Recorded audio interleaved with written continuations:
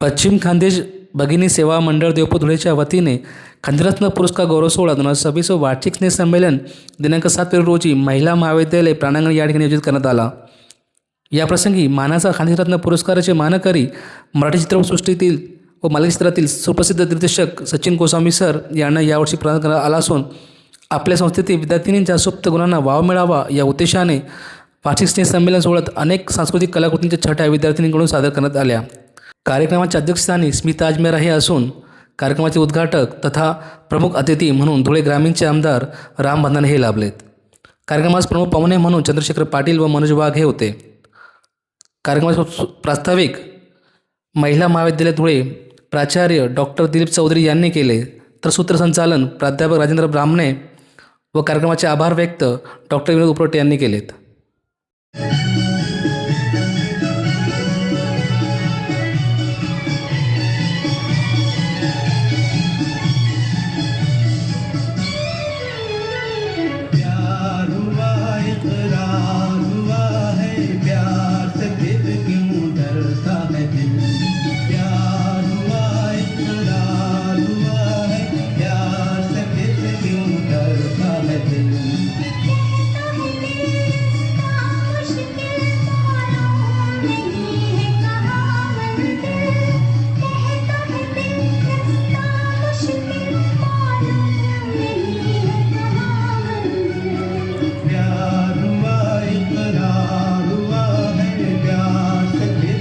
केंद्र तयार झाली पाहिजे की आम्ही जी व्यावसायिक मंडळी आहोत त्यांना असं वाटलं पाहिजे की धुळ्याकडे जाऊन यावं, तिकडं टॅलेंट भरपूर आहे।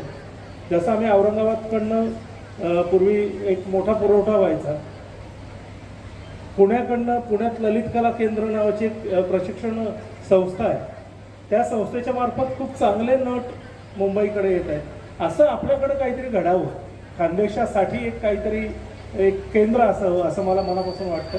आणि त्यासाठी मला वाटतं की आशिषभाई, स्मिताताई, आमदार साहेब, चंद्रशेखर आबा आहे, आमचे मनोज वाघ आहेत, अत्यंत धडाडीचा आमचा कलावंत मित्र आहे आणि 5-7 महिन्याने मला वाटतं महानगरपालिका त्याला भरपूर वेळ देणार, रिटायर्ड होणार ते।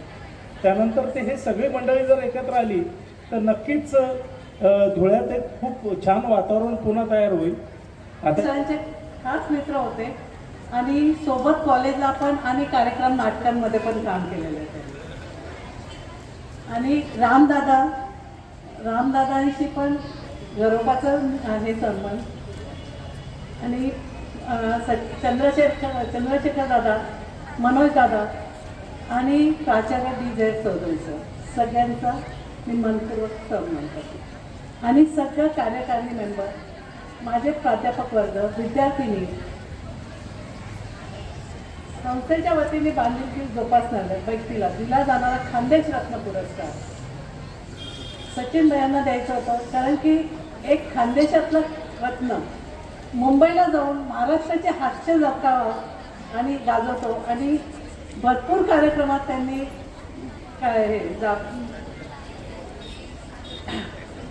आज म्हणजे आपण म्हणतो की घरी गेला असं की TV लावली आणि महाराष्ट्राची हास्य जत्रा बघितली की आपला सगळा रात्री दिवसभराचा थकवा निघून जातो, असं त्यांचा कार्यक्रम महाराष्ट्राची हास्य जत्राचा होता। आणि सांस्कृतिक क्षेत्रात पण त्यांचं भरपूर योगदान आहे। आणि त्यांनी सांगितलं की धुळ्यात आणि आपल्या संस्थेत त्यांनी नाट्याचं हे चालू करावं, तर म्हणजे आपलं मार्गदर्शन आणि रामदादाचं योगदान राहिला तर आम्ही नक्की संस्थेतर्फे चालू करू। आणि परत मी सगळ्या संस्थेच्या वतीने सचिन भैयांचं हार्दिक स्वागत करतो। धन्यवाद।